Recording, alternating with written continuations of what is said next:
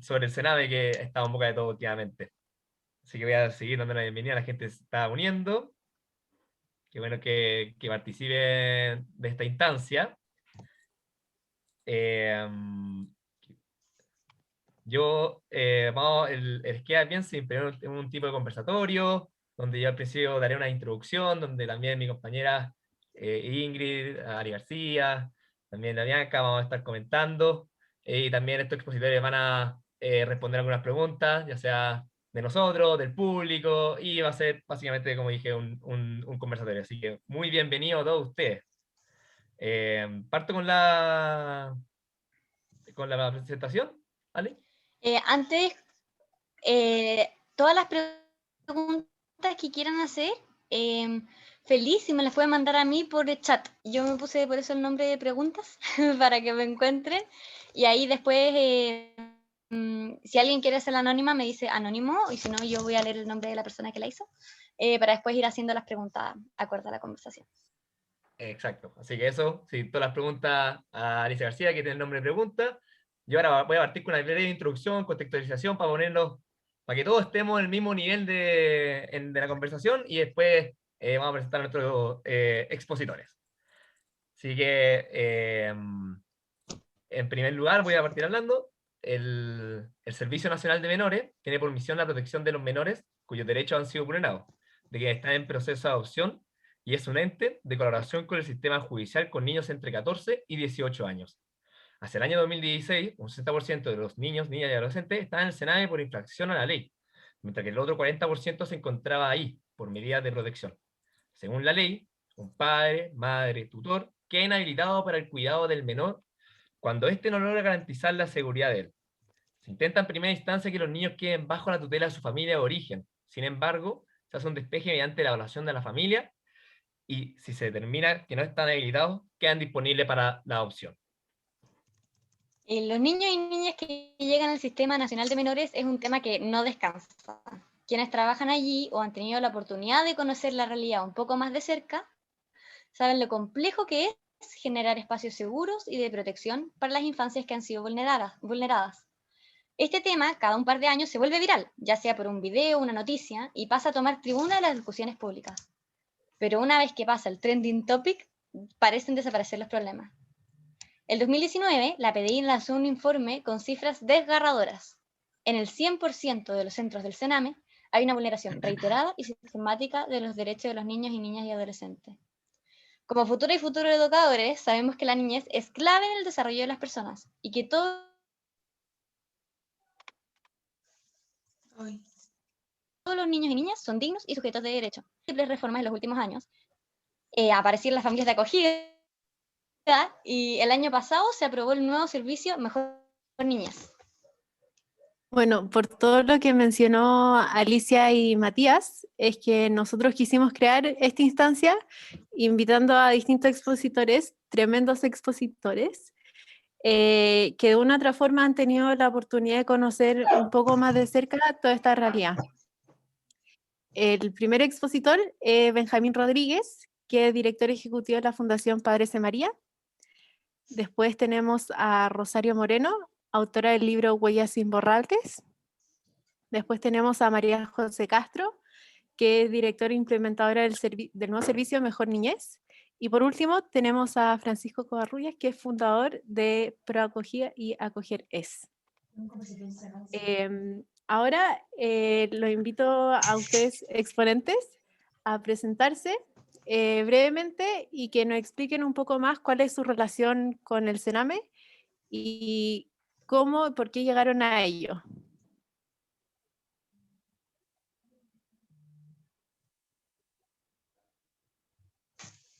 Acá Francisco, si quiere partir.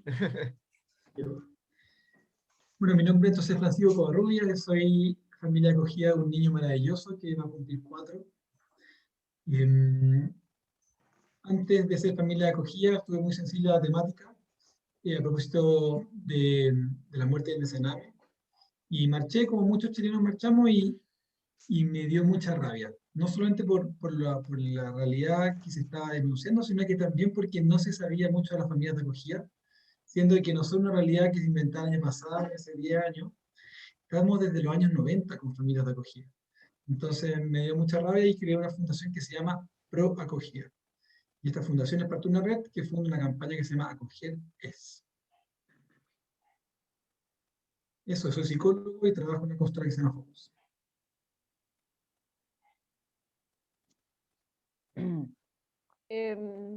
Rosario, si quieres ir tú ahora. Ya, yo me llamo Rosario Moreno, soy periodista, historiadora de la Católica. Escribimos junto a alumnos míos de la Escuela de Periodismo de la Universidad del Desarrollo, Huellas Imborrables, que salió publicado el año 2018. Estuvimos metidos en el Sename, en las caletas, en todas partes del Sename, 2 años investigando, y sacamos este libro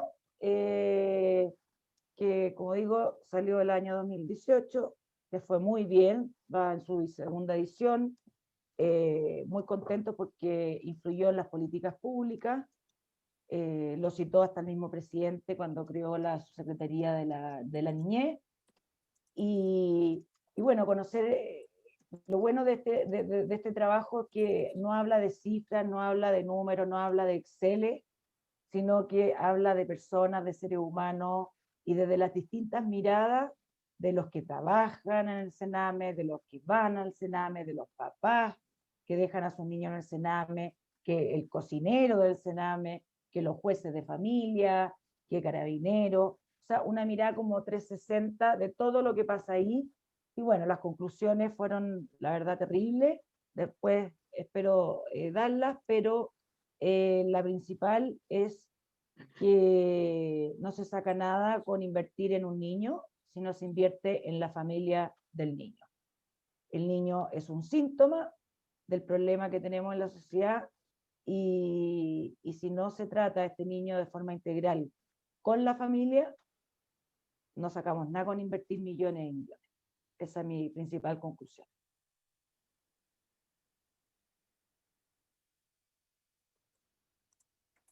Buenísimo. Benjamín, si quieres seguir tú. Ya sigo yo. Mi nombre es Benjamín Rodríguez, soy director ejecutivo de la Fundación Padre Semería. Trabajamos con 2 hogares colaboradores de Sename, 2 hogares de niñas de 7 a 18 años, aunque también hay niñas más grandes viviendo actualmente en el programa de vida independiente. Llegué a trabajar en esta fundación porque antes trabajaba en La Pincoya, el lugar donde viví por un tiempo y pude conocer de cerca la realidad de distintas familias que tenían a su hijo y hijas en sistemas de protección. Me llamó mucho la atención siempre que eran mamás en general que contaban con muy poca información del proceso de su respectivo hijo, y me fui interiorizando en el tema hasta que después de 10 años comencé a buscar un espacio donde me podía hacer parte para poder aportar de forma concreta. Me gusta mucho el terreno, me gusta mucho compartir in situ ahí con las mismas niñas que viven en la residencia, y también estoy ahí porque me hace sentido generar los cambios desde adentro, y esperamos ahí junto al equipo de trabajo poder estar implementando diferentes propuestas, modelos, aprendiendo también del trabajo de Otra Oca, otras residencias que hacen un muy buen trabajo para poder acompañar a las niñas de la mejor manera posible. Así que feliz de poder estar acá, de compartir un poco lo que hacemos y agradecer por la invitación.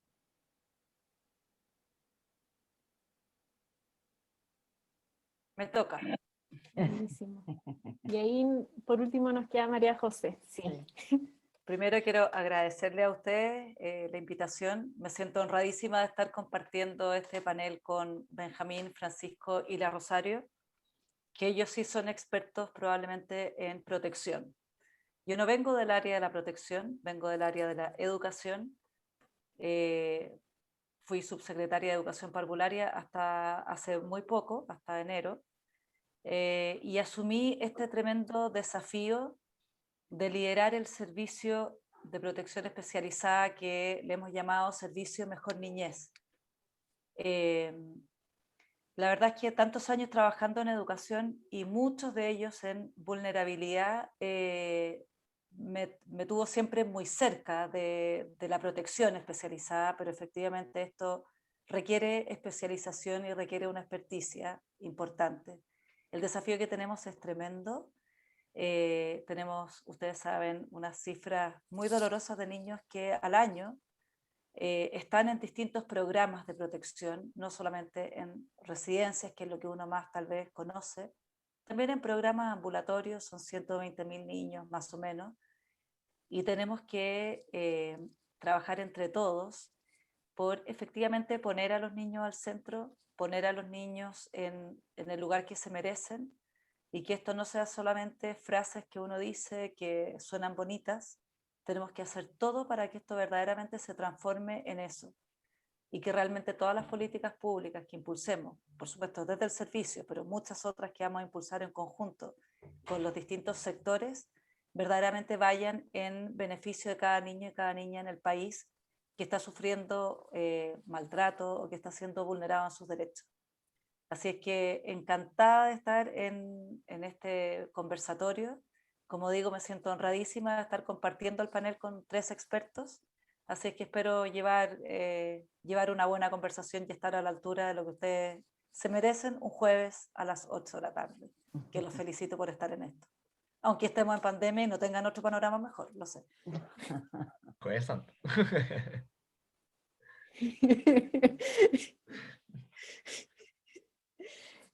De nuevo darle las gracias, en verdad escuchar como de las áreas que vienen, en verdad impresionante la trayectoria de cada uno.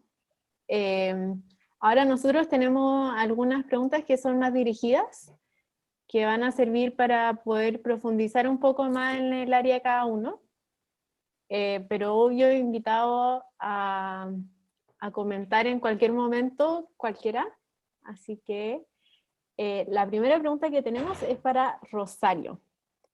Y según tu experiencia, la investigación y las conversaciones que has tenido, ¿crees que existe una sensación común por parte de los niños y niñas que entran a los centros? ¿Ellos lo ven como un castigo, una oportunidad?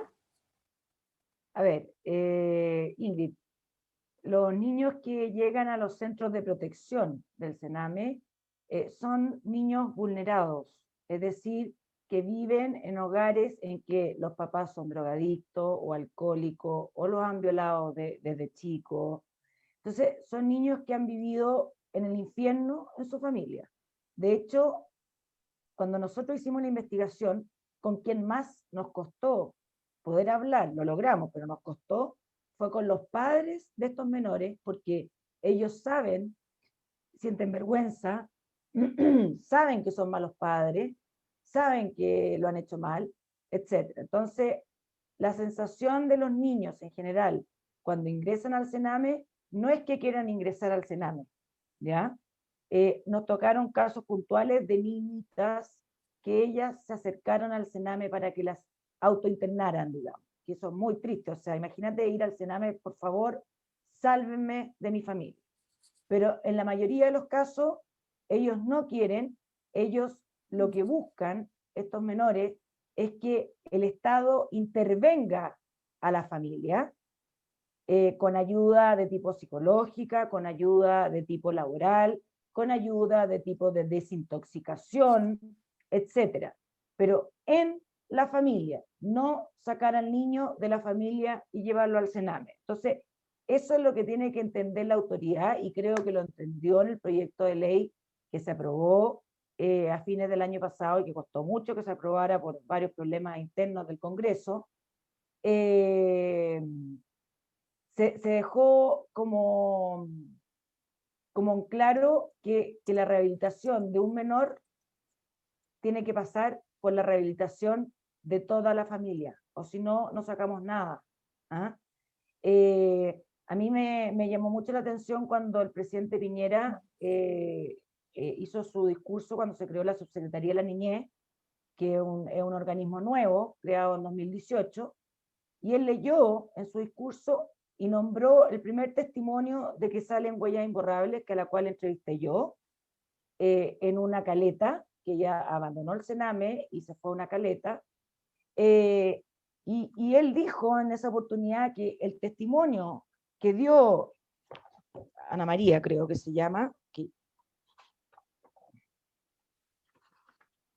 María, 16 años, escapó de los centros Galvarino y Pudahuel, del Sename, son centros directos del Estado de protección, y él dijo, lo que dijo María es lo que se podrían haber demorado un conjunto de expertos de Harvard, de no sé cuánto, después de estudiar un año. Entonces, ¿qué pasa? Que muchas veces todos los estudios se hacen a puerta cerrada, con mucha estadística, mucho número, mucha cosa, pero sin preguntarle a los protagonistas del problema. Y aquí yo quiero leer algo cortito, para que vean el nivel de lo que estoy contando de la realidad de estos niños. Dice, si lo viera, lo agarraría a palos, de verdad. Es lo peor que le puede pasar a una niñita. No estoy diciendo que la violación no duela, pero que sea tu papá, te sientes asquerosa, con ganas de llorar, de no existir. La primera vez que lo viví tenía 8 años. Lo único que me decía era, mi papá, cállate, si gritáis voy a matar a tu mamá. Tenía miedo y no le conté a ella hasta los 12, pero no me creyó. O sea, ahí, ¿quién es el problema? ¿La niñita o el papá y la mamá? Hagámonos esa pregunta. Y enfoquemos también el día, después les voy a decir a dónde hay que enfocar las ayudas. Bueno, y fueron al menos 4 veces las que mi papá me violó.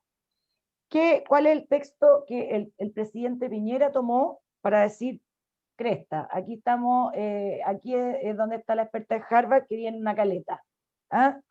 Como niña de 16 años le pido al Estado que haga las cosas bien, que hable primero con nosotros antes que con las personas encargadas, porque es muy fácil destruir la vida de un niño. Deben fortalecer la familia.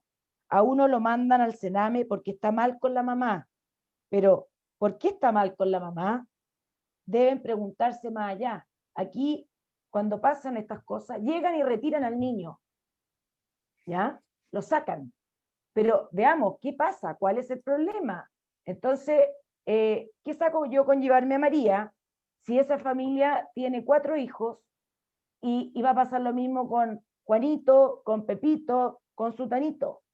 Entonces, aquí el gran desafío, y entiendo que ahí la María José lo va a explicar mejor, el gran cambio de la nueva ley que termina con el Sename es que incorpora a la familia en todo el tratamiento de rehabilitación del menor.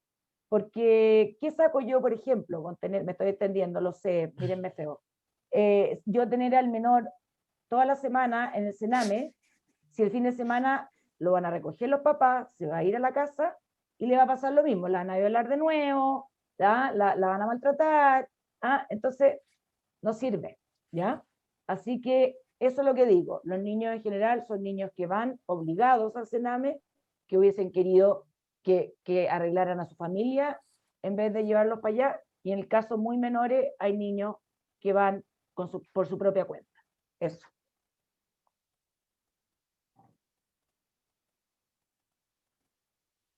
Buenísimo, buenísimo. Como para no alargarnos tanto en los tiempos, Bianca va a estar mostrando un temporizador, un reloj, cuando queden como 30 segundos más o menos, para que en verdad podamos abarcar todas las preguntas que teníamos pensadas. Después le queríamos preguntar a María José, ¿cuál es la principal diferencia que hay entre el Sename y este nuevo servicio Mejor Niñez? ¿Por qué crees que es una posible respuesta y qué te motiva a ser parte de él? Bueno, es difícil decir una principal diferencia porque efectivamente esta es una ley que después de muchos años, 8 años al menos, o 10 años, estuvo discutiéndose. Hay cosas súper concretas como por ejemplo, y es tal vez lo que más se ha oído, el nuevo servicio de protección especializada dependerá del Ministerio de Desarrollo Social y quedará en el Ministerio de Justicia el área de reinserción juvenil. ¿Qué quiere decir eso? Principalmente es el enfoque. Porque si pensamos en reinserción juvenil, que son niños que han delinquido mayores en edad ya imputable, quiere decir que ahí el modo de reparación de eso, que igual son niños que hay que reparar, etcétera, y todo lo demás, pero tiene un aspecto mucho más punitivo.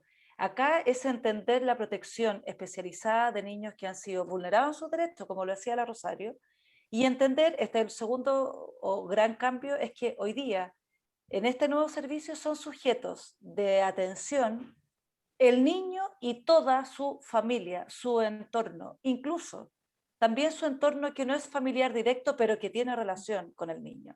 Eso quiere decir que nosotros tendremos que trabajar para, por una parte, habilidades parentales. ¿Por qué? Porque lo que este servicio dice, y más que lo que diga la ley, lo que se dijo con abundante evidencia durante toda la discusión de años, es que se debe trabajar y se debe reparar en primer término a la familia, porque la primera vulneración que tiene un niño tiene que ver justamente con su familia, y separarlo de ellas muchas veces es volver a hacerle un daño grande. Por supuesto que los jueces también, cuando lo determinan, porque no hay otra opción, tienen que separar al niño de su familia. Incluso así todo, otro de los cambios que trae esta nueva ley es que tendremos que trabajar en fortalecimiento y vinculación y revinculación con la familia permanentemente. Me quedan 10 segundos y quedan muchos cambios, pero el principal, y esto es lo que más me atrae, ¿por qué a mí me atrae? ¿Por qué me motiva esto? Porque de verdad estoy convencida de que es algo que se puede hacer.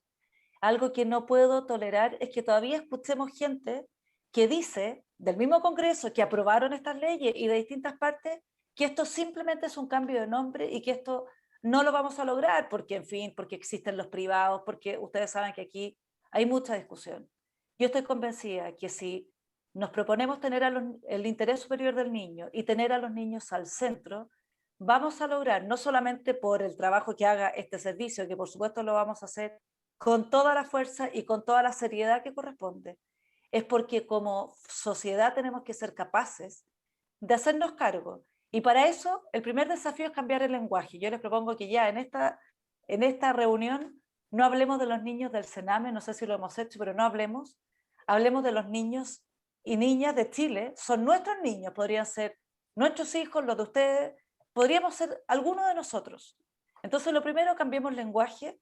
Segundo, tengamos la expectativa de que juntos, como sociedad independiente, que a mí me corresponde liderar un servicio y no me saco la responsabilidad encima, pero esto es un tema que vamos a lograr entre todos. Por eso que me atrae, y volvería a tomar este desafío 1000 veces si es que el presidente me lo volviera a pedir. Muchas gracias, María José, por tu respuesta. Ahora yo voy a seguir con las preguntas. También recordando a la gente que si el público quiere hacer preguntas, que se lo haga a Alicia, que tiene el nombre de preguntas. Ahí levanto la mano. Y la siguiente pregunta es para Francisco. Francisco, ¿qué es una familia de acogida y qué beneficios tienes frente a una residencia? ¿Cómo ha sido tu experiencia personal? Bien. Bueno, me encanta ver a María José con tanto entusiasmo. La necesitamos, todo el sistema necesita esa ganas. Y también que haya leyes que le vayan acompañando. Las familias de acogida somos parte del sistema de protección que da el Estado para los niños que han sido separados de sus familias de origen. Y en Chile se entiende familia de acogida por dos términos. Familia extensa, es decir, familias que tienen lazo de consanguinidad con el niño y niña adolescente. Y también se le llama familia acogida a familias que conocían al niño antes, es decir, familias con vínculo previo, por ejemplo, un profesor, un apoderado del colegio, o puede ser también un padrino. Y a las familias externas sin vínculo previo, que en mi caso, que no conocía al niño antes de que llegara, y fue una medida de un tribunal y que nos hizo poder vincularnos. Nosotros somos familias transitorias que hacemos el trabajo de ayudar familias. Nosotros somos familias que ayudan familias, en el sentido que hacemos el trabajo de poder cuidar al niño mientras la familia recupera las habilidades parentales y es capaz de poder ponerse de pie. Si no es la origen, será la extensa. Si no es la extensa, será la externa con vínculo previo. Y si es que no, será una familia adoptiva. Pero nosotros vinimos a reemplazar una residencia en el sentido de que cumplimos el mismo rol que la residencia, la única diferencia es que acá están haciendo una familia. Es un programa que es acompañado es financiado por el Sename, muchas veces es de organismos colaboradores, y que te acompaña una dupla psicosocial mientras el juez determine que es necesario que siga estando en tu casa. ¿Y cuál ha sido mi experiencia? La mejor. Yo la verdad es que soy enamorado de la familia de acogida porque he tenido una experiencia muy bonita.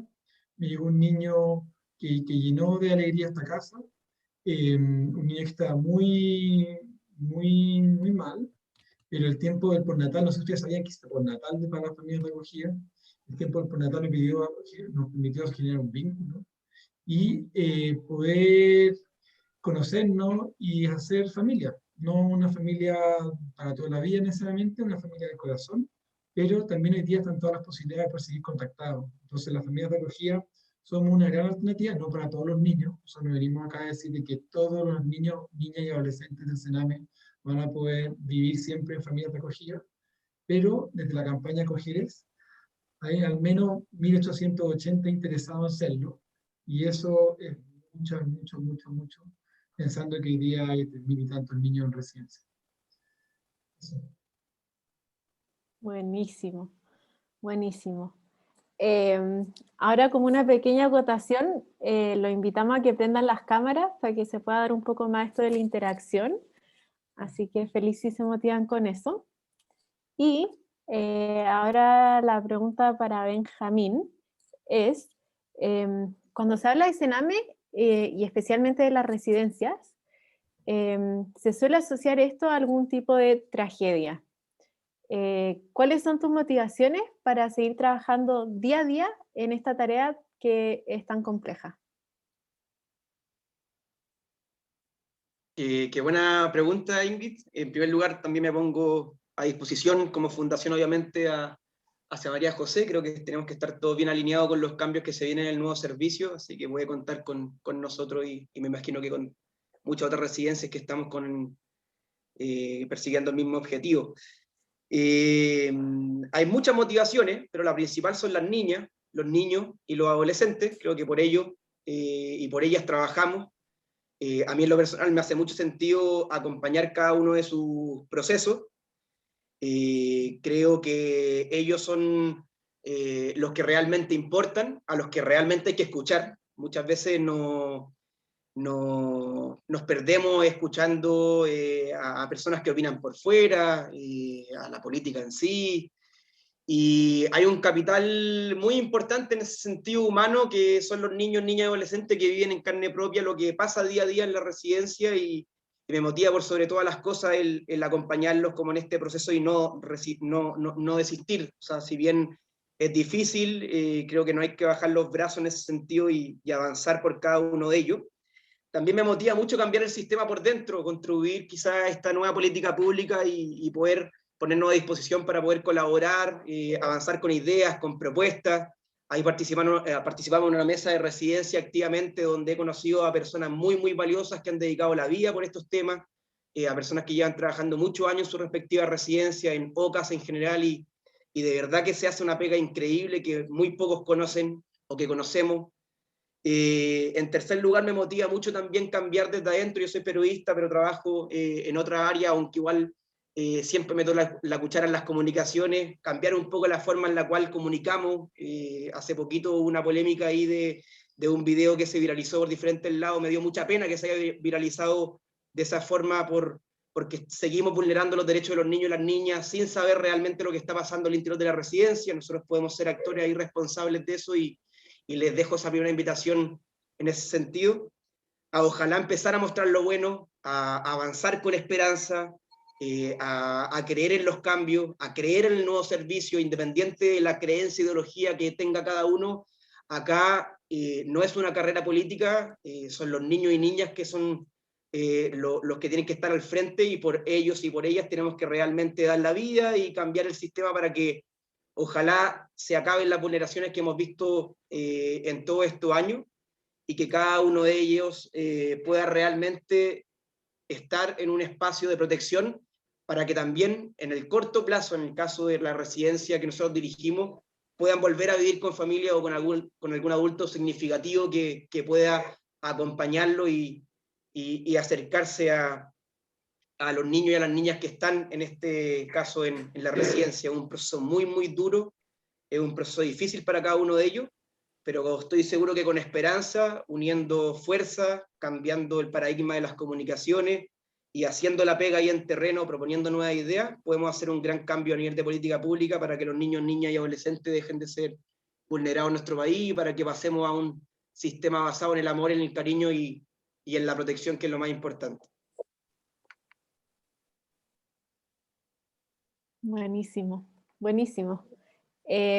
Ahora ya pasando un poco más a las preguntas generales, la idea es que acá en verdad no hay un orden establecido y tampoco es necesario que hablen todos si es que no quieren hacerlo. Y esta pregunta, bueno, en la introducción dijimos que según el estudio de la PDI, en un 100% de las residencias ocurren violaciones sistemáticas a los derechos humanos. ¿Y a qué atribuyen esta cifra? ¿Y cómo creen que se puede combatir frente a ella? ¿Creen que las residencias deberían dejar de existir? Bueno, voy a tomar, no sé si alguien quiere, pero voy a tomar la palabra. A ver, yo creo que esto no es que la residencia, decir las residencias son malas, tienen que dejar de existir. Nosotros tenemos que entender que este es un sistema lo suficientemente complejo y por lo tanto requiere respuestas complejas y diversas. Lo que tenemos que hacer es que funcionen bien. Una residencia, ¿por qué? Porque hay niños de ciertas edades, por distintas características de vida familiar, de historia de vida, etcétera, que no van a tener la posibilidad de, por ejemplo, estar en una familia de acogida por distintos motivos. Y por lo tanto tendremos que a lo mejor tener una residencia. Lo que tiene que ocurrir dentro de esa residencia es que se trabaje bien para que esos niños puedan ser recuperados, para que cada niño pueda restituirse en él la confianza en sí mismo, que puedan volver a confiar en otros, que puedan volver a sentir cariño, que puedan volver a sentir lo que probablemente cada uno de nosotros ha sentido a lo largo de su vida, que es que otros me quieren y que yo soy capaz de quererme. Entonces, no es un tema de que las residencias todas funcionan mal y por lo tanto se tienen que acabar. Las residencias tienen que tener gente competente con las capacitaciones, con itinerarios formativos especializados en trauma, porque aquí también ocurre que hemos tenido hasta ahora probablemente mucha gente de muy buena voluntad trabajando, pero no especializada. Y eso es parte de las brechas, parte de los desafíos que tenemos que abordar. Luego, que deberíamos caminar hacia cada vez desinstitucionalizar, una palabra que nunca me resulta decir, a los niños y que, por supuesto, favorecer el acogimiento familiar, eso es lo que tenemos que hacer, sin duda, y hacia allá tenemos que caminar. ¿Por qué ocurren violaciones a los derechos humanos y violaciones dentro de la residencia? Ocurren precisamente por lo anterior, porque no tenemos no ha habido la suficiente capacitación, no hemos tenido a lo mejor protocolos claros de acción, procesos que determinen exactamente lo que debe ocurrir, pero en el fondo es porque no ha estado la política y el trabajo centrado en el bien superior del niño, no se lo ha mirado a él, no se le ha preguntado a él. La Rosario lo dijo, el enfoque participativo, preguntarle a los niños qué es lo que necesitan, qué es también lo que les gustaría, un cambio que trae este servicio fuertemente desde ahora. De hecho, vamos a iniciar muy pronto una encuesta en la cual esperamos que participen muchos niños a lo largo de todo Chile, preguntándoles también qué es lo que ellos esperan. Todo esto ha ocurrido porque desde el primer momento, en el fondo, lo que hemos hecho es mirar mucho más el sistema que a los niños. Acá, la mirada de tener siempre presente que son los niños los que ellos deben estar al centro, nos va a permitir generar políticas y procesos que no solamente eviten una nueva vulneración, sino que realmente propongan y prometan en ellos la restitución y la reparación. Hacia allá tenemos que caminar, pero esto no es dicotómico, no es las residencias no, la familia de acogida sí, se acaban, estos son los malos y estos son los buenos. Aquí es mucho más complejo que eso. Tenemos que recuperar lo bueno que hay dentro del sistema, porque probablemente hay mucho bueno también. Yo ahí quiero agregar también, a ver, el Sename como Sename existe desde 1979 y yo saqué los cálculos de la cantidad de muertos, de niños muertos en el Sename para el libro desde el 79 hasta el 2017. Son sobre 4.000 muertos, ¿ya? Solo en el periodo 2005-2016 fueron 1.313 muertos, que fue lo que se investigó en el segundo gobierno de Bachelet. Estamos hablando de muertos nomás, no significa, hay muchos que no han muerto y que sí han sido vulnerados en sus derechos más elementales. Las razones, Ingrid, son multisistémicas, pero yo creo que la más relevante, si tengo que empezar a elegir, es que los tíos, que son las personas que cuidan a los niños en estos centros, no son personas capacitadas para hacerlo. Se les pide cuarto medio, no se les pide una carrera profesional o técnica, con condiciones laborales lamentables. O sea, nosotros vimos tíos que trabajaban hasta 48 horas seguidas. O sea, calcula tú lo que te pasa si estás 2 días sin dormir y tienes que trabajar con niños que no son fáciles. Nosotros vimos centros, los CREAT, centros estatales directos, no colaboradores, donde en general van los niños más complejos.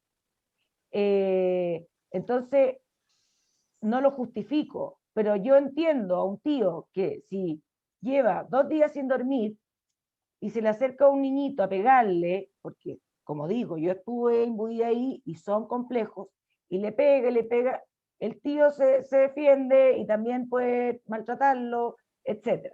Entonces, es una situación muy compleja. Creo que una de las razones importantes es tener gente que sepa del tema, profesionales. Esa es una de las razones. Me podría extender una hora más porque hay más razones, pero esa es la principal.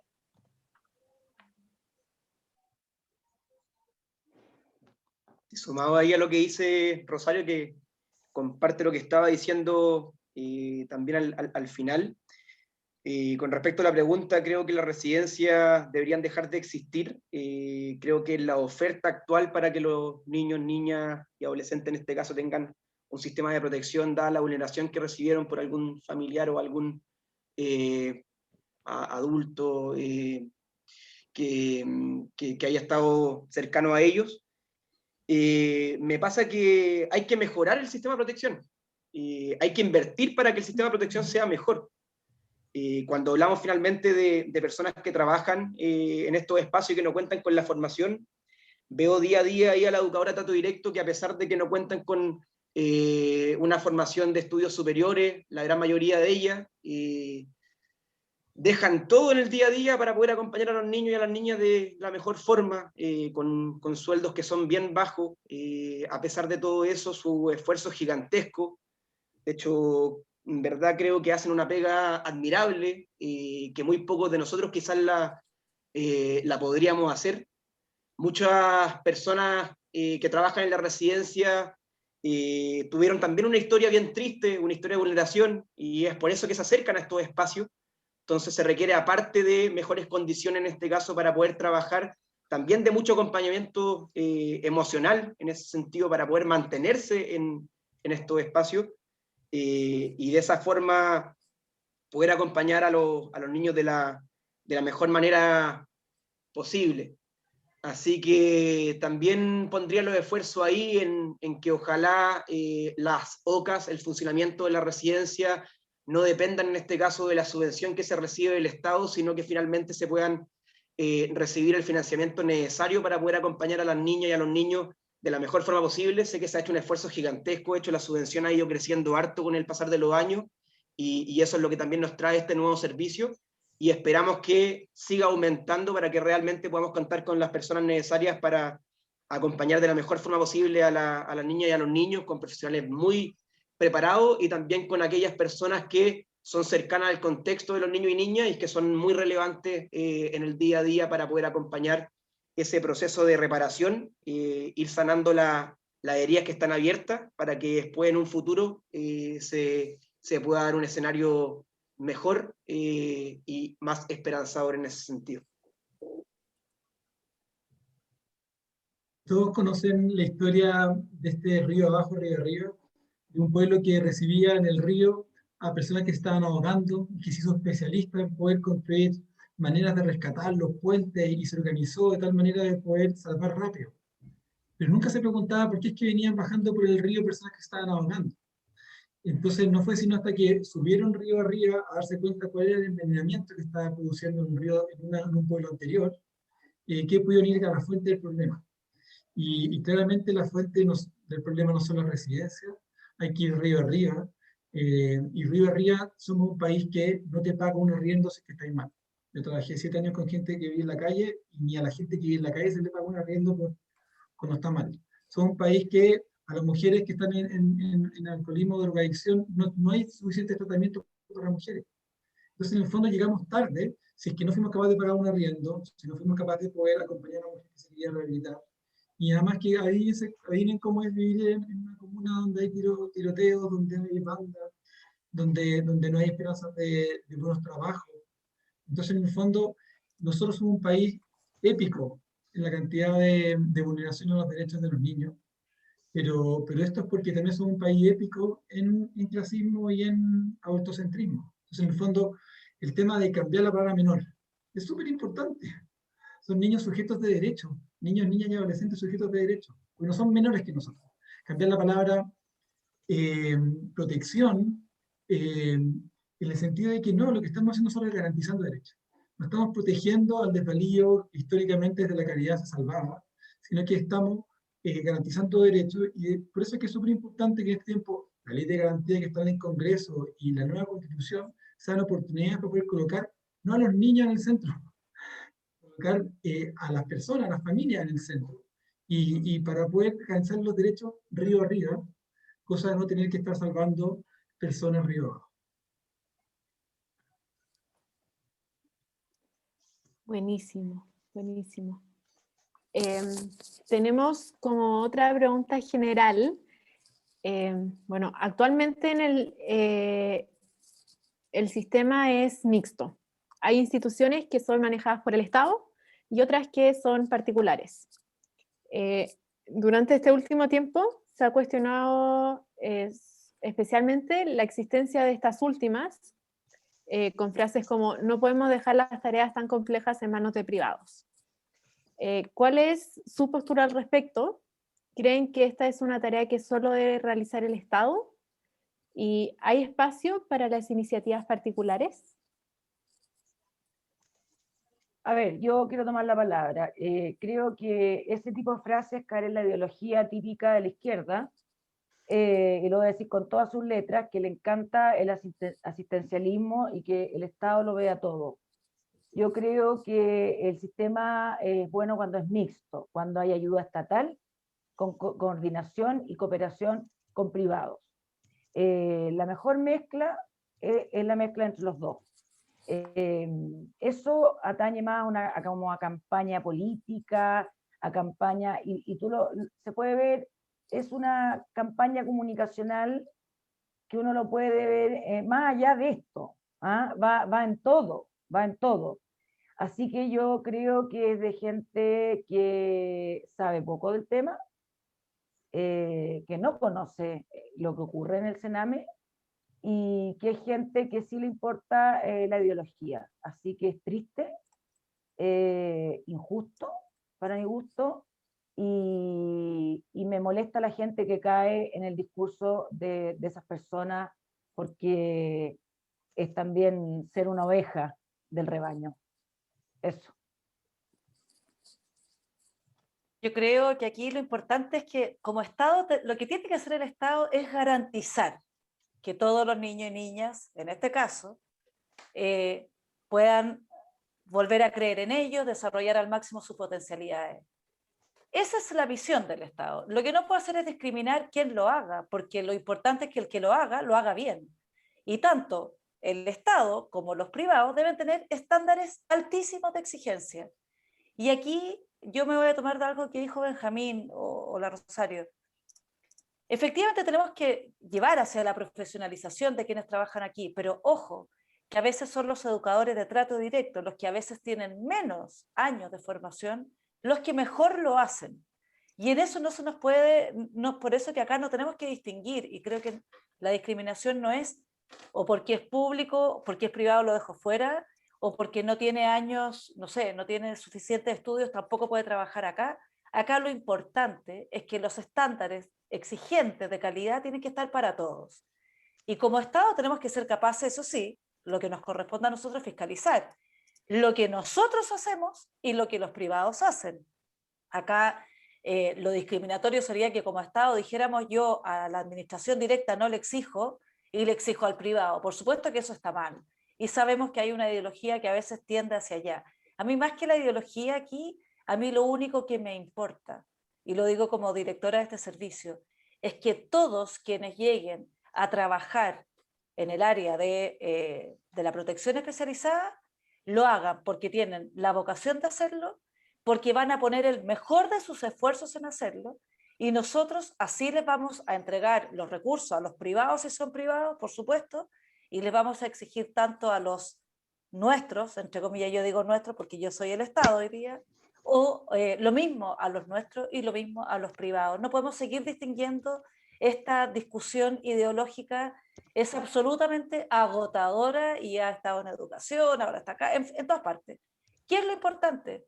Que los niños, familias que están en este caso bajo el área de protección, porque así lo determinó un juez, etcétera, aquí no olvidemos que aquí hay muchos intervinientes, muchos incumbentes. Lo que tenemos que lograr es que todos ellos reciban calidad en el programa en el que estén. Y esa calidad no la asegura el privado, tampoco la asegura el Estado, la asegura quienes cumplen con estándares exigentes, y para eso es y a eso es lo que tenemos que trabajar, eso es lo que tenemos que impulsar.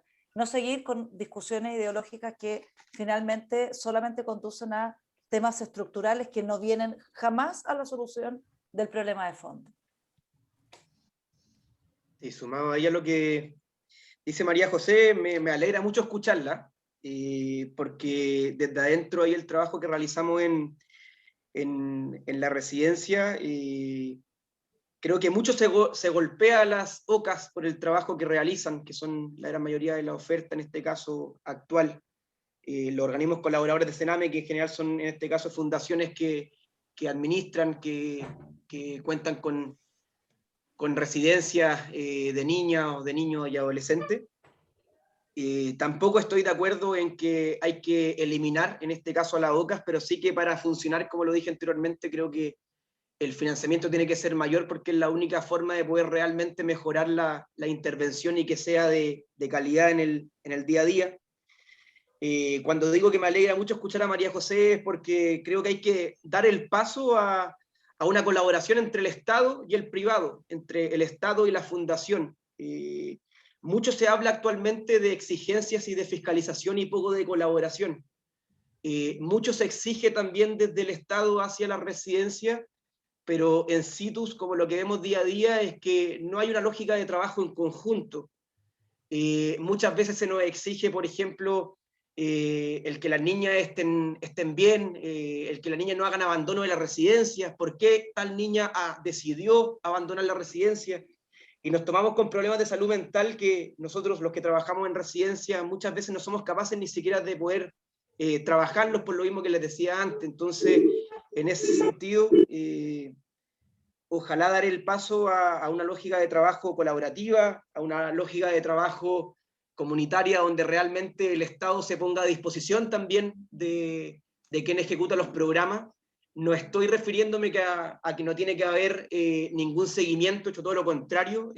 Las residencias que no cumplan en ese sentido y que vulneren los derechos de los niños y de las niñas, no hay duda de que son residencias que no deberían existir, pero sí creo que se debería avanzar por esa línea. Sería muy positivo en el día a día que sea esa lógica de colaboración, y esperamos que con el nuevo servicio avancemos hacia ese camino que consideramos muy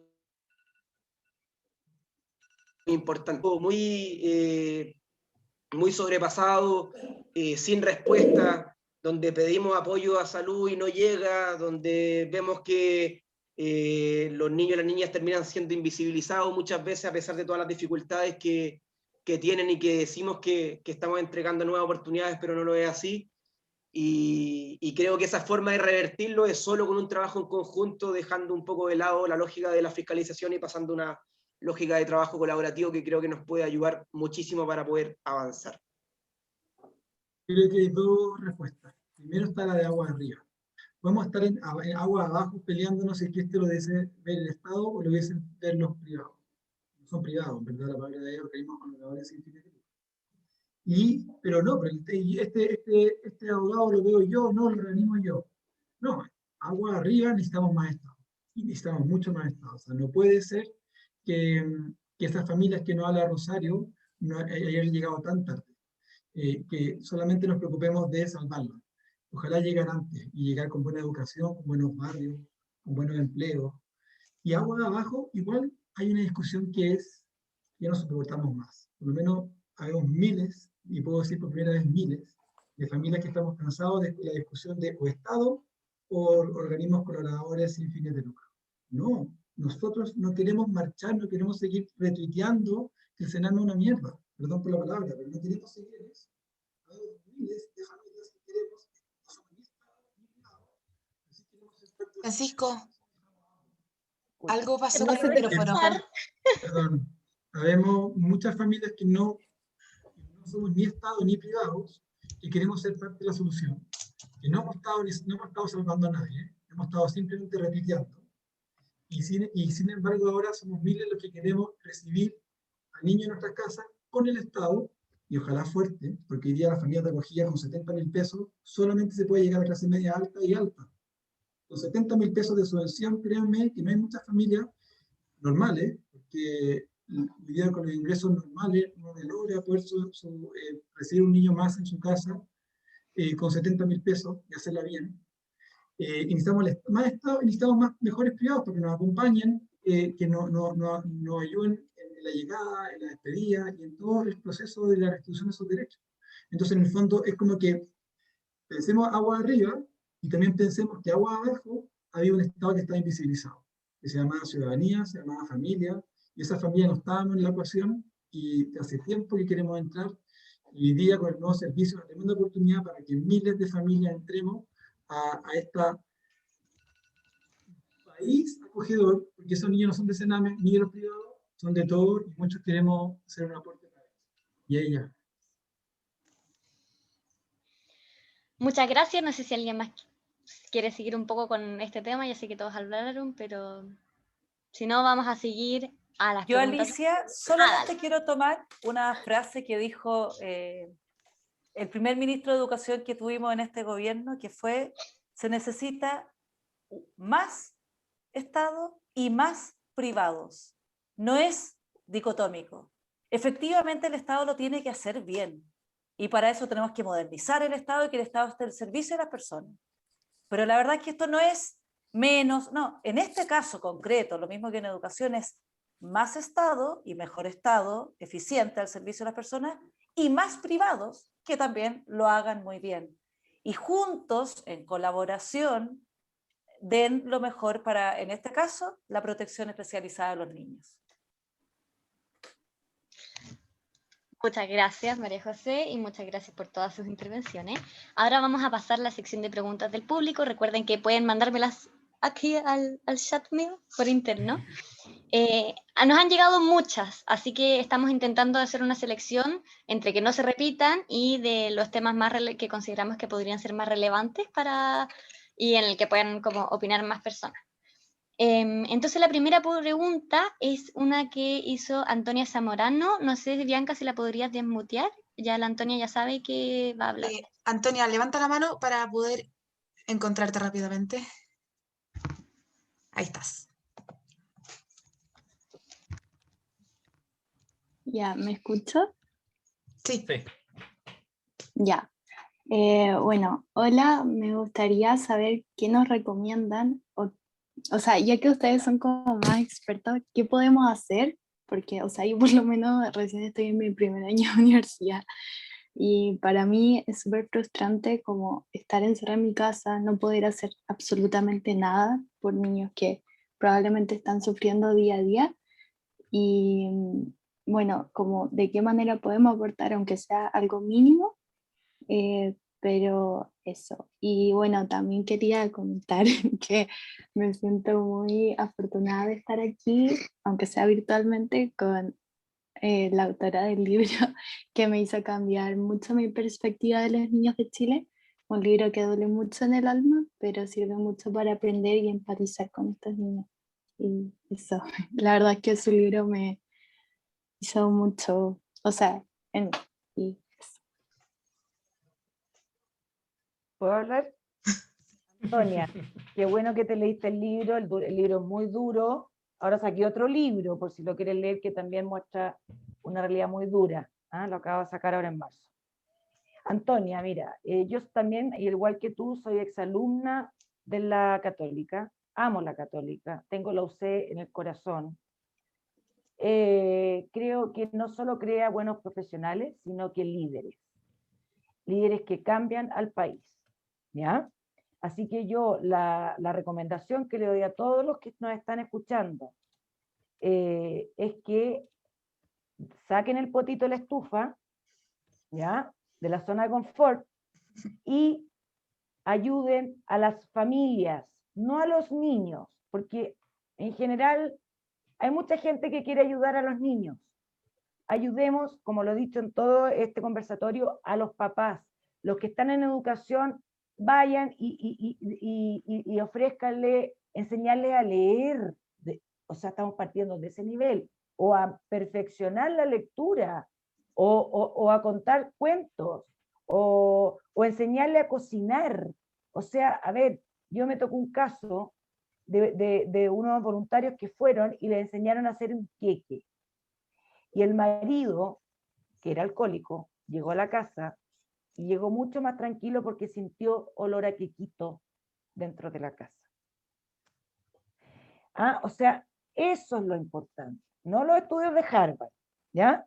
Ah, o sea, también son importantes, pero aquí vayan, si hay abogados, vayan, tienen problemas jurídicos, pregúntenle en qué le pueden ayudar jurídicamente, si son psicólogos, ayuda psicológica, no sé qué, vayan a las familias, esto no lo vamos a cambiar si no cambiamos a los papás, así que mi recomendación, atacar a los padres. Eso, Antonio. ¿Está clarito, no? Gracias. Yo, Antonia, sumándome ahí a la pregunta, y antes de llegar a la fundación estuve trabajando en una corporación durante 10 años, que era una corporación compuesta por voluntarios y voluntarias de diferentes universidades, carreras técnicas, etc. Y creo que hay una manera muy concreta de poder aportar. Sí, lo que considero muy importante antes de indicar cuáles quizás son algunas de las posibilidades que yo conozco, es que en el momento de decidir involucrarse en temas relacionados a esto, hay que hacerlo en serio. Y hay que hacerlo con un grado de compromiso mayor. Porque son niños y niñas que ya han sido muy vulnerados y una nueva vulneración, que eso lo vemos día a día y pasa mucho, les puede generar otro duelo más dentro de los duelos que tienen en el día a día. Entonces, que realmente estamos convencidos de que queremos involucrarnos, queremos aportar. Por ejemplo, ahí en la Fundación Padre Semería trabajamos con diferentes fundaciones que tienen programas de voluntariado, como lo es Chile Suena, por ejemplo, que van todos los días sábados con instrumentos musicales a acompañar a las niñas, ya tienen un vínculo desde hace muchos años, y hacen un taller muy, muy bonito que a las niñas les gusta bastante. Después también trabajamos con Formando Chile, quienes hacen mentoría a las niñas, clases de lenguaje y matemática de forma personalizada en ambos hogares. Ahora lo estamos haciendo vía remota, pero en su minuto serán presenciales. También en Formando Chile hay un programa donde se acompaña a las niñas en la educación superior. Actualmente hay 2 niñas de nuestra residencia que están estudiando y son acompañadas por estudiantes de diferentes carreras que van resolviendo las dudas, en este caso de niñas que están en ese proceso. También trabajamos con Fútbol Más, por ejemplo, quienes hacen talleres todas las semanas, todos los días prácticamente en nuestra residencia, han hecho un cambio increíble desde lo psicoeducativo y lo deportivo en los mismos espacios. Está Unidos por Más, está Neyún, dentro de las universidades también están los programas de acceso inclusivo a la educación superior. Hay muchos espacios donde realmente uno se puede involucrar. Creo que hay que buscarlo y te invitaría a eso, y que ojalá en el caso de decidir ser parte de alguno de ellos, y sin el ánimo de poder traspasar susto, pero sí responsabilidad, es que creo que hay que entrar con toda la energía y las ganas posibles para poder acompañar a los niños y a las niñas de forma responsable. Aparte, obviamente, de lo que dice Rosario, que el trabajo con la familia es sumamente importante, también deben haber instituciones que trabajan en eso. Por ejemplo, nosotros trabajamos con CEFAM, Juan Pablo II de La Pintana, que interviene mucho en ese sentido, y trabajamos en conjunto, y hay una gran alianza para nosotros. Así que eso, una gran invitación a involucrarse, a buscar, y a disposición obviamente ahí de poder hacer todos los contactos internos también, por si es que quisieran aportar en alguno de los programas que nosotros tenemos, o en alguna otra residencia también necesite este tipo de apoyos.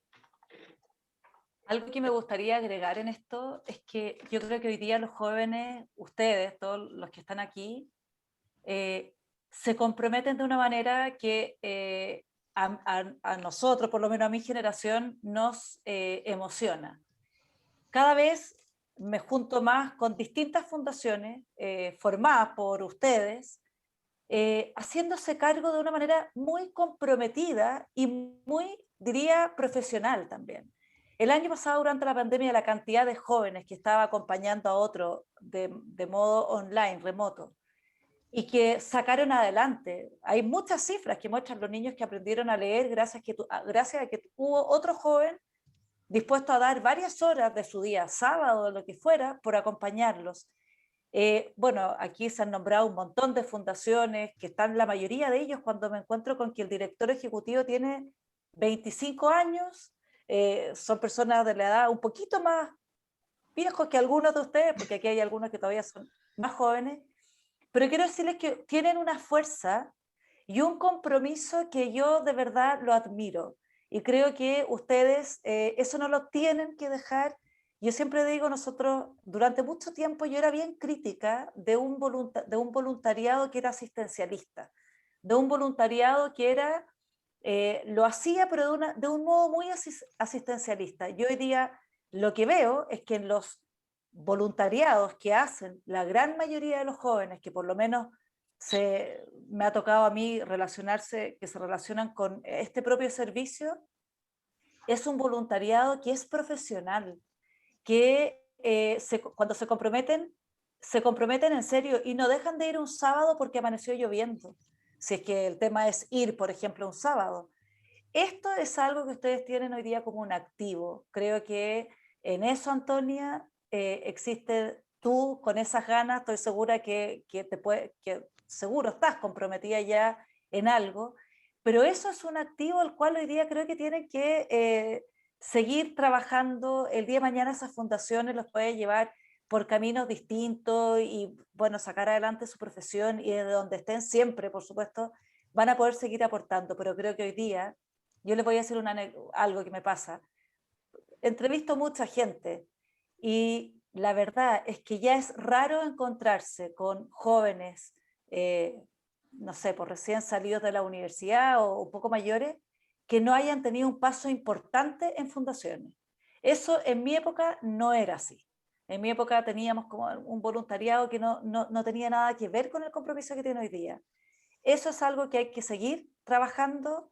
El voluntariado siempre tiene que ser con mucho compromiso, nunca tiene que ser asistencialista, nunca tenemos que compadecer a los niños con los quienes trabajamos, tenemos que mirarlos con mucho cariño y tirarlos para arriba, pero creo que eso es un activo que tiene hoy día la juventud, así que el mismo hecho de armar esto habla de un compromiso que hay que seguir fortaleciéndolo y darle mucho contenido para que se concrete siempre. en maneras se concrete siempre en ayuda verdadera a quienes más lo necesitan. Así que felicitaciones por mi parte.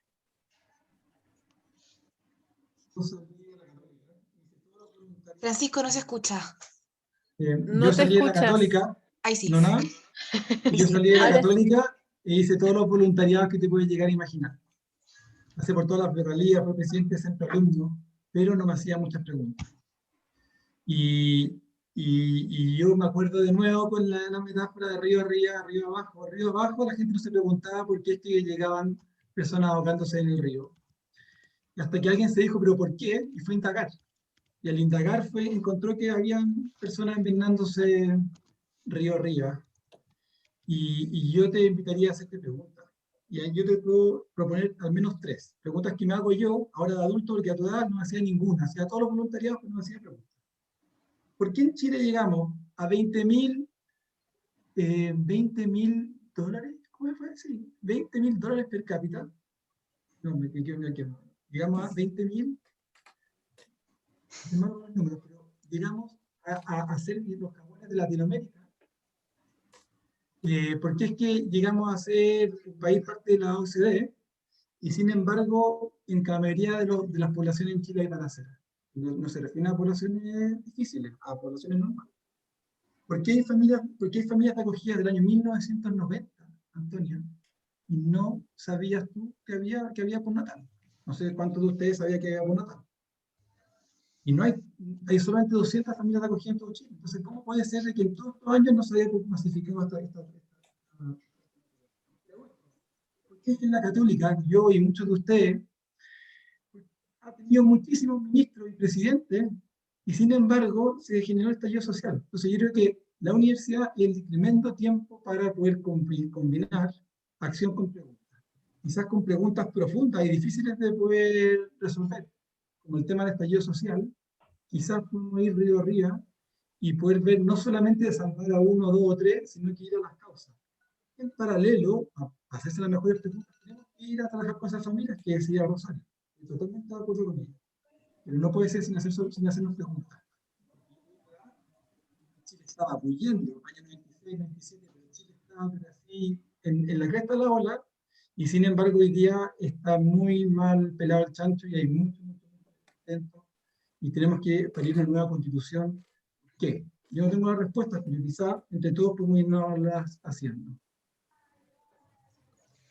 Muchas gracias.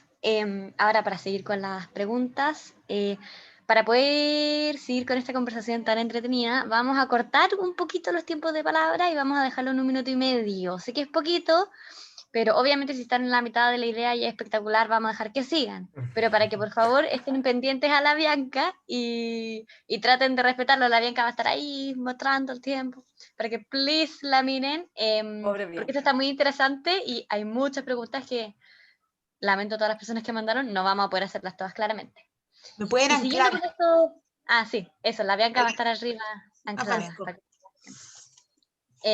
Siguiendo con las preguntas, que esto tiene la pregunta que viene ahora tiene mucha relación con lo que estaba diciendo Francisco, va a decirla Juan Eduardo Quipreos, por si podéis levantar la manito para que la Bianca te desmutee. Ya lo tengo, Edu, lo tenía ahí. Ya, gracias. Ahí, hola. Yo les quería preguntar, muchas gracias primero por su intervención, ha estado muy buena, y les quería preguntar por qué esto no ha cambiado más rápido. O sea, sí sé que puede ser un poco ingenuo de mi parte, pero no sé, pues viendo todos estos últimos meses la urgencia que le ponen a ciertos proyectos, lo rápido que se ha aprobado, por ejemplo, no sé, el retiro del 10% o varias otras iniciativas, ¿por qué esto, que es una realidad súper dramática, se ha demorado tanto en hacer que pase algo, efectivamente? Eso. Yo voy a tomar la palabra, Juan Eduardo, porque en Chile hemos caído en el populismo de aprobar leyes que son pan para hoy y hambre para mañana, y cuando no hay real voluntad de aprobar un proyecto de ley que es fundamental para el país, como el caso del Sename, que la María José explicó, lleva 14 años, o 8, no sé, me da lo mismo, 8, 14, igual lo encuentro, pero es vergonzoso. Cuando cuando otros proyectos de ley demoran 15 años y uno dice, pero ¿cómo se demoraron? Bueno, política se llama, la política de ahora. Desgraciadamente, no estamos viviendo la política de Aristóteles, estamos viviendo la política del populismo del siglo XXI, y ojalá los jóvenes, como dijo Francisco, se cuestionen más de lo que se cuestionan y no se alimenten de lo que dicen los diarios y todo. Está bien leer eso, pero después cuestionarse. A mí me pasó con el video, Bianca, voy al tiro, con el video que llegó del maltrato, supuesto maltrato, porque la justicia aún no ha determinado si hubo maltrato o no. Me llegó el video por varias partes porque escribí huella imborrable. Lo vi y dije, ¿será verdad o es falso el video? Porque todo es fake news, todo se inventa, hay siempre una intención detrás del que manda una fake news o un video falso o todo. Segundo, me pregunté, quizá yo estoy con más cuero chancho. ¿El niñito estará haciendo show o no estará haciendo show? 3, ¿le estará pegando otro niñito? Y sea una pelea entre dos niñitos y no tiene nada que ver la gente de la residencia. 4, puede ser alguien, ¿verdad? Y que sea alguien de la residencia. Y eso pasa todos los días, Juan Eduardo. ¿Y por qué? Mandan un videíto que no se ve nada, porque además no se ve nada, es todo como curioso. Y toda la gente como escandalizada. No, escandalicémonos antes. ¿Ah? No esperemos a que se mande un video que no sabemos, insisto, si es verdadero o falso, para, o que esos videos te hagan hacer la diferencia. A mí, cuando murió Lizeth Villa, fue lo que me hizo despertar y hacer el libro con mi alumno. Que sirva el video, si es verdadero o falso, no sabemos, pero que te sirva para despertar. Y que no sea como, qué atroz, qué terrible, cómo puede pasar esto. No, pues, a ver, ¿qué voy a hacer yo a raíz de este video? Gracias, Rosario, perdón, pero para poder seguir un poco, porque ya nos pasamos un poquito, sí. ¿Alguien más que quiera comentar? No sé si quieren que Eduardo repita su pregunta o si quieren pueden seguir hablando en relación a lo que dijo la Rosario, aunque se vayan un poquito del tema inicial.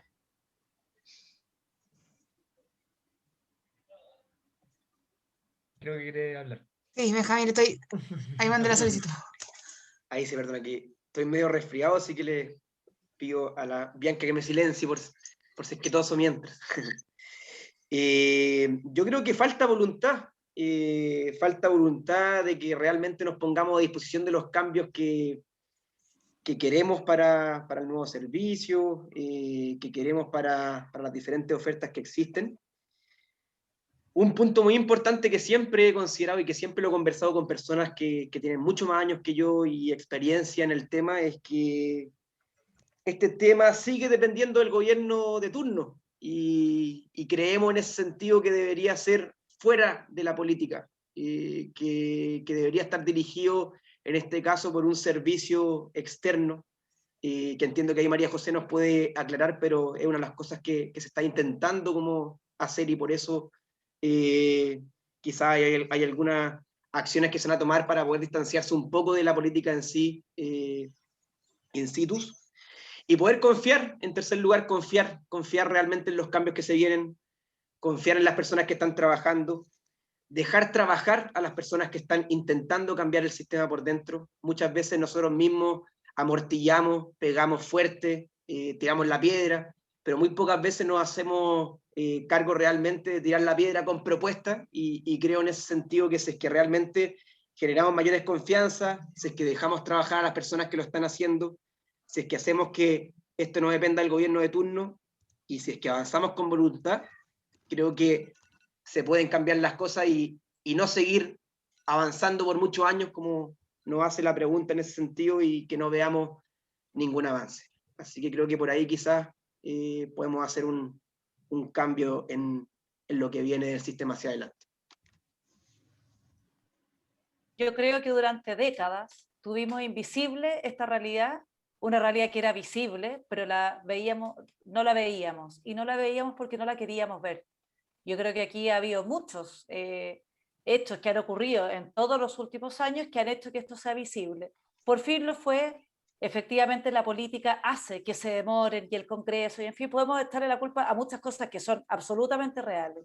Yo creo que tenemos una oportunidad única y la vamos a aprovechar y lo vamos a hacer bien, y lo vamos a hacer bien porque estamos entendiendo que esto tiene que traspasar al gobierno de turno, que esto tiene que hacerse bien, porque no podemos volver a fallarle a los niños, porque son décadas donde hemos fallado sistemáticamente como Estado.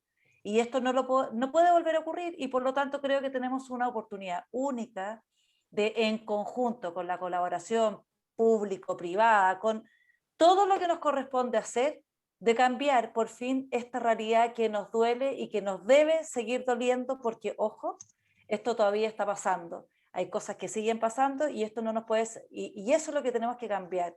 Yo estoy convencida que esta oportunidad la vamos a aprovechar, porque este es un servicio que, para explicarle a Benjamín, descentralizado. Eso quiere decir que tiene patrimonio propio, tiene autonomía propia. Por supuesto que siempre yo tengo un jefe, efectivamente lo tengo, no me mando sola, pero acá tenemos una ley que nos hace exigirle a los otros ministerios, exige, por ejemplo, en el tema de salud, y puede terminar con la destitución de una autoridad de otros ministerios si el compromiso que toman no se cumple.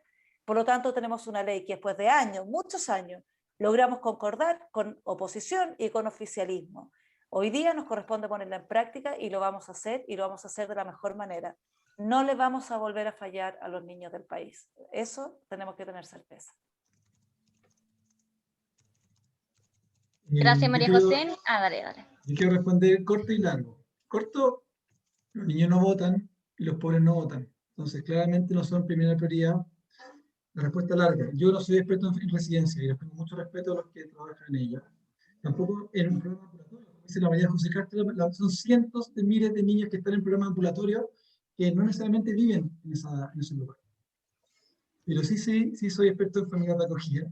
Y yo quiero preguntarme por qué es que llevamos tantos años con programas de familias de acogida y llevamos solamente 200. Y quiero esbozar tres respuestas. La primera, desconocimiento. No se sabe que hay postnatal, no se sabe que no puede ser familia de acogida de niños más grandes, que no puede ser familia de acogida de emergencia por tiempos cortos, entre 0 y 3 meses. No se sabe que hay un acompañamiento, no se sabe nada. No han habido campañas hasta ahora, que hicimos la campaña acogeres.cl, por favor métanse, acogeres.cl, que informamos y aparecieron casi 2000. Entonces, primero, desconocimiento. Segundo, los que conocen dicen, no, yo no podría. Yo no podría, ¿por qué? Porque me voy a encariñar y después me van a querer quitar y me va a pasar lo del carabinero. Ustedes estaban muy chicos quizás en esa época, pero de un carabinero que se quiso quedar con la niña que tenía su pareja en familia de acogida y resulta que se escapó cuando se la quisieron dar una opción a una familia nueva. Bueno, ese tema es verdad. Hay algunas personas que no están fácil, que no tienen el temperamento para poder recibir y después dejar ir. Pero la verdad es que estamos más interesados en nosotros que en los niños. Preocuparse de los niños es colocarlos en el centro, uno ir a terapia, pero los niños realmente no se sanan si es que están en una mala residencia por mucho tiempo. Una mala familia de origen extensa por mucho tiempo. Y tercero, el tema de la subvención, con 70 lucas, perdonen, pero ustedes saben que familias normales no van a poder recibir. De hecho, hoy día supe de una familia que devuelve, ¿por qué? Porque estaba llegada y devuelve a su sobrino porque no puede mantenerlo. Entonces, las lucas son importantes para que haya más familias de acogida, el conocimiento y sobre todo una visión que no es centrada en el adulto y lo que al adulto le pasa, sino que a lo que el niño le pasa o le puede llegar a pasar. Muchas gracias, son lo máximo. Ahora, depende de cómo salga esta pregunta, si es que esta es la última o no, según cómo vamos con el tiempo, y después vamos a pasar a cerrar. Y esta pregunta es la que escribió Paula Alessandri, no sé si sigues por ahí, y podrías levantar la manito para que... Acá está. Te saquen. Ahí sí, me lo sacaron. Hola a todos, me sumo a los agradecimientos por el conversatorio y para hacerlo bien cortito, mi pregunta es respecto del programa de familia de acogida, si existen informes, estudios o alguna cosa oficial que se haga. Me pareció entenderte, Francisco, que el programa existe desde los años 90, o sea, hace mucho tiempo, y si existen estudios que hagan un seguimiento de los niños que han pasado por esta familia de acogida y que se puedan ver los resultados y que se les pueda hacer un seguimiento post pasar por estas familias, cómo ha sido su vida, si cambió, si existen estudios, informe, algo que avale esa política en cuanto a sus resultados positivos. Nosotros hemos dirigido 2 estudios, pero nunca han sido de evaluación de impacto, porque usted sabe que evaluar impacto tienes que tener un grupo de control y poder ver si que realmente marcó una diferencia respecto a otros. Entonces, esos estudios son muy caros y en Chile no se han hecho, pero sí se han hecho en otras partes del mundo, y sobre todo en el segmento de 0 a 6, las familias de acogida son significativamente un aporte para ese niño, mejor que otras opciones. Y el resto de las opciones depende mucho del niño. El niño que lleva mucho tiempo en la residencia, quizás la familia acogida no le va a aportar un niño o adolescente. Pero la semana pasada les quiero contar que la Asociación de Familias de Acogida de Chile creó una noche para poder contar testimonios de niñas y niños, adolescentes que fueron acogidos cuando grandes, y de familias que reciben adolescentes. Y fue una maravilla, porque nos dimos cuenta que muchas veces dicen, no, imposible, pasa en Chile todos los días, y se puede. No son datos duros de Harvard, como hablábamos antes, pero son testimonios, como decía Rosario, que cambian la vida. Yo les invito, a que vean, por favor, este video, que se lo voy a compartir después, porque realmente habla de cómo los niños y niñas pueden ser grandes, entrar en familias de acogida y florecer como nadie en el mundo. Muchas gracias, Francisco. Perdón lo poco profesional, pero estamos evaluando si hacemos otra pregunta, ¿no? Pero yo creo que ya vamos a pasar al cierre. Bueno, les quería pedir por favor a todos los expositores si pueden dejar, especialmente los que participan en fundaciones y eso, si pueden dejar sus redes escritas en el chat para que las personas lo encuentren y puedan participar de sus campañas, seguir, ver lo que hacen, hacer donaciones, etcétera. Y sus Instagram, la Rosario que acaba de sacar sus libros y todo eso. En verdad sabemos que había muchas preguntas más, nos llegaron infinitas, pero esto está demasiado... Bueno, sí funciona en pandemia, si no me equivoco, ¿no? Esa pregunta rápida, ¿las familias de acogida? ¿Cómo? Sí. Se evalúa por Zoom. La Ingrid.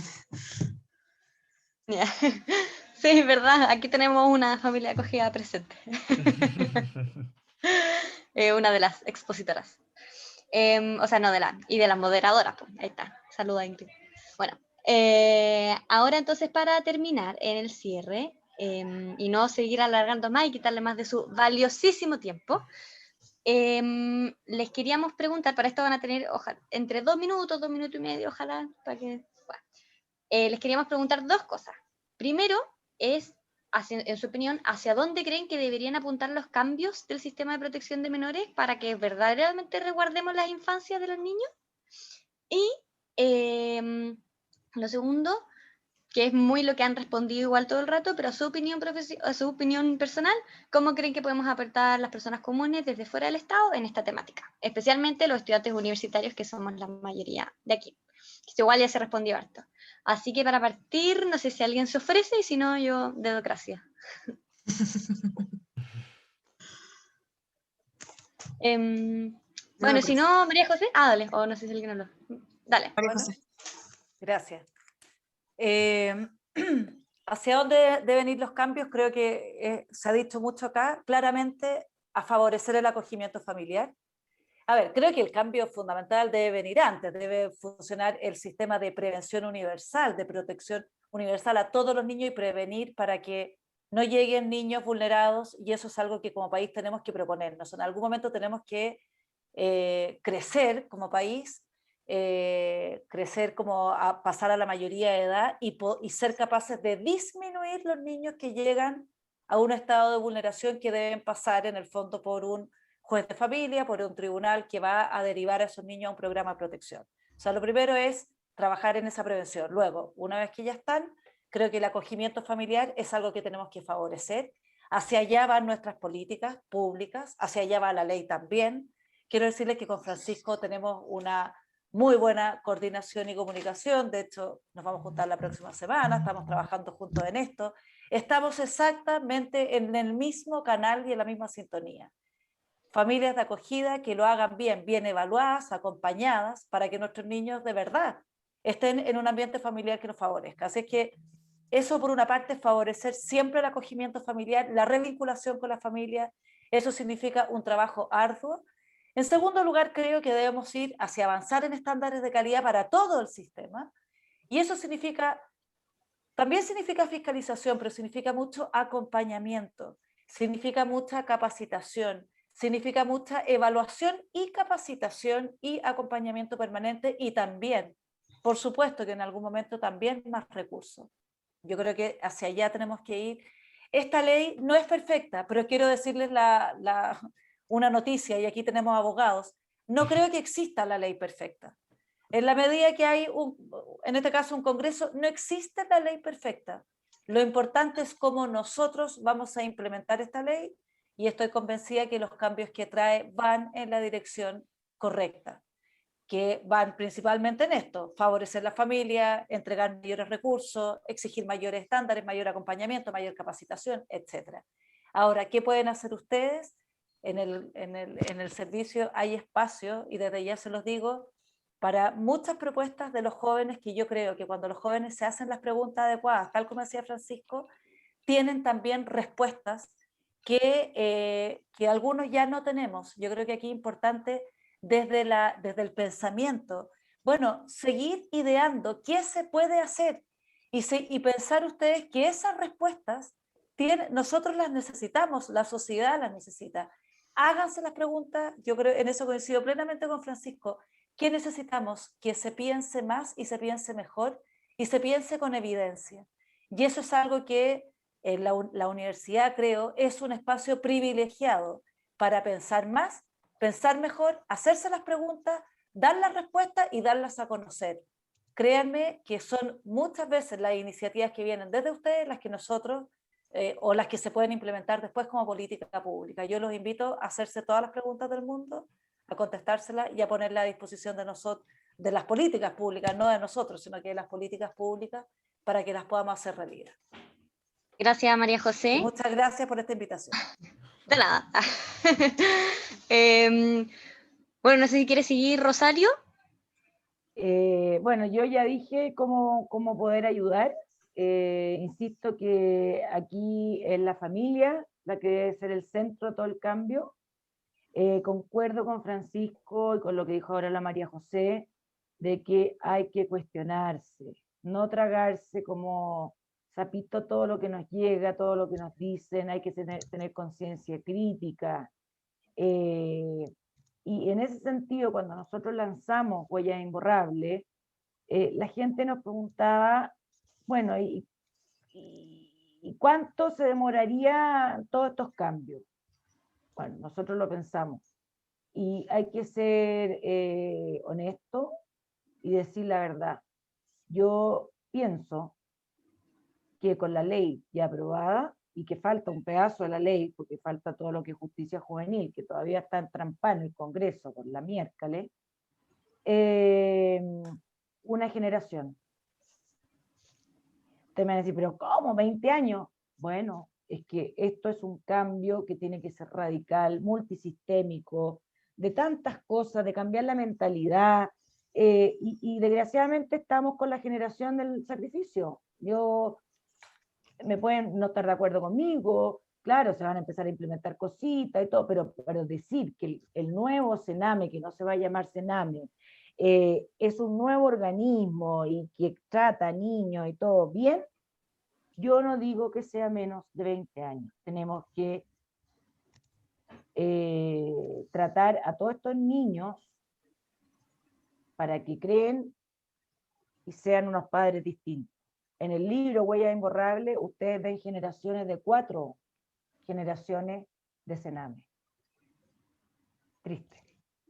Entonces, para romper ese círculo, hay que tener paciencia, no creer porque nos llega un video es porque las cosas se están haciendo enteras mal, sino que en general se están haciendo bien, y tener, o sea, pensar que cuando uno hace las cosas bien, no existen los populismos que preguntaba Juan Eduardo, No existen los 10% que se regalan, que se entregan en un mes.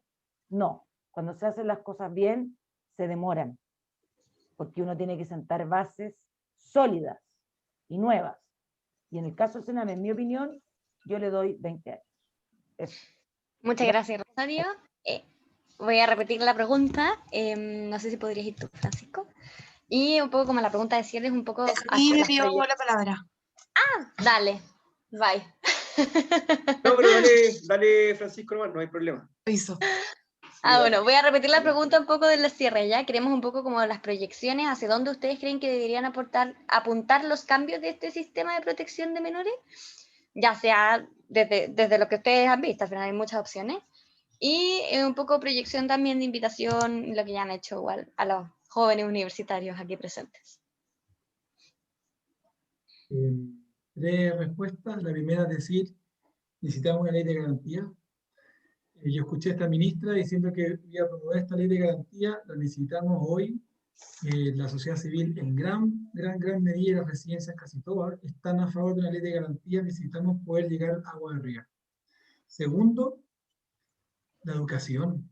O sea, María José, qué bueno que tú vienes de la educación, porque en el fondo son los colegios, los establecimientos públicos, la madre de las soluciones. Es que es un colegio que genera vínculos socioafectivos, que genera educación de calidad, que trabaja con los padres, madres y apoderados, que se integra en la comunidad. O sea, a ese niño, niña, adolescente que le pueden estar vulnerando sus derechos en su casa, se va a enterar esa profesora.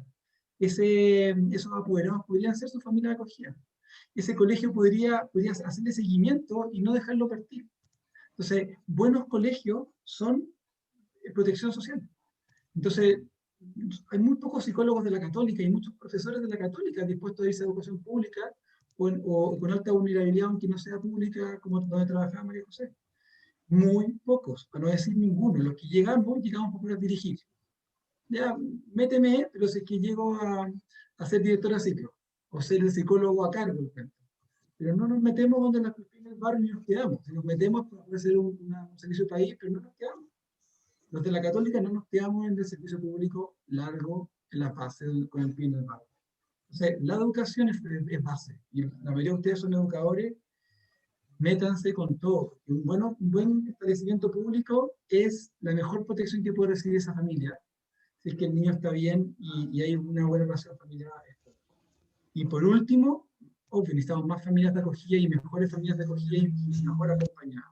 Hacemos los mejores estándares, así como las residencias. Usted, un salto cualitativo, Benjamín Lozano. Hace 3 años, las residencias se pasaron de pantalones cortos a pantalones largos. Se aumentó la subvención, una ley. Este gobierno tiene una ley específica para las residencias, aumento de subvención, aumento de estándares. Las residencias del Hogar de Cristo partieron siendo pioneras con 2 millones de pesos por niño mes. O sea, realmente lo que implicaba hacer un trabajo bien hecho. Bueno, en familias de acogida estamos todavía en un paso atrás. Entonces necesitamos a ti, María José, que nos lideres para que nos pasemos de pantalón corto, 70 lucas, 25 niños por dupla, 200 familias en todo Chile, a pantalón largo. Nosotros en la campaña por Jerez tenemos casi 2.000 interesados. Ojalá que entren por los mejores estándares y los mejores ejercicios de restitución de derechos de los niños, niñas y adolescentes. Bianca, desmutea a la Ali. Ya, Benjamín, sí, también quiere hablar. Tengo que mutear a todos ahí. Perdón, que en mi casa vive mucha gente, hace mucho ruido, entonces tengo que mutear. Bueno, muchas gracias, Francisco, lo digo de nuevo. Y ahora sí, Benja, adelante, el micrófono es suyo. Sí, agradecerle también a Francisco, creo que nos identifica mucho. Nosotros como fundación somos parte de la campaña que están haciendo y siempre la compartimos por nuestras redes sociales porque sentimos que la prevención es lo más importante. De hecho, el ingreso a la residencia debería ser lo último y tenemos instancias para poder frenar el ingreso. Si bien obviamente ahí depende de la causa de cada niño, de cada niña, esa es una oportunidad gigantesca que compartimos y me gustaría visibilizarla para que ojalá también aumente la subvención y sea tema en ese sentido. Con respecto a la pregunta, va por 2 lados, ¿cierto? En primer lugar, con respecto a lo que uno espera en cuanto al foco, creo que tiene que estar puesto sí o sí, ya se nombró la educación, y por eso me voy 100% hacia la salud mental. Creo que es el tema actual de hoy en día. Lo vemos día a día en la residencia y en otras residencias, como les comenté, participamos de una mesa donde compartimos semana a semana los dolores de cabeza de cada uno, de cómo nos despertamos y cómo nos acostamos pensando en soluciones para los niños y para las niñas, y necesitamos articular de mejor manera una mesa en ese sentido entre el MinSal, Ministerio de Salud, entre el nuevo servicio y entre la residencia, y que sea una mesa realmente donde se trabaje, se concrete y se lleve a la práctica acciones para poder realmente trabajar en ese sentido. Podemos hacer muchas cosas bonitas, pero si es que no invertimos en salud mental, si es que no tenemos camas para atender a las niñas en estos tiempos, mucho nos ha pasado que ahora, por ejemplo, que Carabineros no ingresa, que nadie puede intervenir cuando pasan cosas al interior de la residencia, y nosotros mismos llevamos a las niñas a los hospitales, llevamos a las niñas a atenderse, y no hay cama, no hay prioridad, y de vuelta en ese sentido hacia la residencia. Entonces el tema de salud mental para mí es prioridad. Colaboración entre Estado y privado, obviamente ahí el financiamiento. En tercer lugar, fortalecer equipo. Ojalá se pueda valorar mucho más a las personas que trabajan dentro, que se les incentive, que se les reconozca, a las educadoras de trato directo, a los equipos en general, equipos técnicos, a todas aquellas personas que dedican y regalan su vida para poder trabajar en este espacio. Y ya yendo un poco a la pregunta de cómo ustedes aportar, hay una frase que me gusta mucho que dice: no debemos tapar la desigualdad social con obras de caridad esporádicas, sino que tenemos el deber cristiano de dar la vida por acabar con dichas situaciones, es decir, tenemos que involucrarnos en serio, tenemos que involucrarnos con todo, con mucha energía, y la etapa universitaria es un poco ese espacio, cuando uno se está formando, realmente le puede dedicar tiempo a este tipo de iniciativas, y ojalá que no sea un paréntesis en la vida, como decía Francisco, sino que sea algo que realmente lo acompañe en sus decisiones futuras. Y le recomendaría ir al terreno, si bien la lectura ayuda mucho, si bien el conocer métodos a través del internet también suma bastante, creo que la cabeza piensa donde pisan los pies, como dice Paulo Freire, y conociendo en terreno lo que realmente pasa, uno se sensibiliza y difícilmente después se va a separar de esa realidad, porque cuando uno ya la conoce, es muy, muy difícil no seguir involucrado. Así que les dejo esa invitación y ojalá se puedan interesar en involucrarse en estos espacios, porque hay mucho y hay a disposición para poder responder las dudas que tengan también con respecto a las fundaciones que comenté anteriormente. Muchas gracias, Benjamín, y también agradecerle a todos los que están acá, pero antes de despedirnos, le quisiera pedir para que prendan las cámaras, y los que están en pijama, que no la prendan, para sacarnos una fotito, o se pongan un polerón también, obviamente. Ojalá se pueden prender las cámaras, que se motiven, para sacarnos las fotos correspondientes. Voy a ir sacando de las distintas páginas, ¿ya? Así que sonríanos. Llegamos a ser más de 100 personas, así que fue bastante bueno, y estuvo, bueno, y también como opinión personal, me encantó este conversatorio, así que sonrían. Tú, Ali, dime cuando estén todos listos. Que sacar la cámara. Sí, que vendan las cámaras. Izquierdo. Muestra la cara. Ahí voy. Esto es difícil. Ya. Acá. Y sonría por último. Listo. Así que, bueno, ahora para terminar, muchas gracias en verdad por todo su aporte que nos dieron. En verdad le agradecemos demasiado que hayan aceptado esta invitación, hayan podido venir acá a compartir. Les queremos también agradecer ahora que son 56 personas que nos están viendo. Y ahora van a molestarnos más porque estamos Jueves Santo, así que supongo que tienen más cosas que hacer, los dejamos libre. Así que muchas gracias a todos ustedes. Y por último eso, dejarles con las últimas invitaciones que estaban dando todos. Si se meten a algo, no lo hagan a medias, porque no se necesitan romper más corazones. Y eso, pues, hay muchas instancias donde participar y millones en la universidad, y de nuestro movimiento también hay varias que trabajan en contextos vulnerables, así que invitadísimos especialmente a Cambiar es Crear y Desafiemos el Futuro, que son las dos que trabajan con niños y niñas. Así adolescentes. Que muchas gracias, que esté muy bien, y esto va a quedar grabado y subido en el YouTube. Muchas gracias, se pasaron. Muchas gracias. Chao. Muy bien. Adiós, Rosario.